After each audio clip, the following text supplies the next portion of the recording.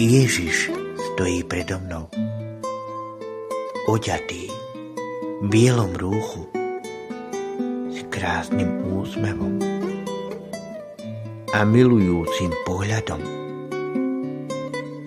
podáva mi ruku a hovorí mi: príď ku mne, neboj sa, ja stále čakám na teba. Čakám na to, kedy sa obrátiš a prinavrátiš sa ku mne. Ja ti chcem pomôcť a prinavrátiť ťa na tú správnu cestu. Chyť ma za ruku a poď za mnou. Nechaj sa mnou viesť. Neobzeraj sa späť.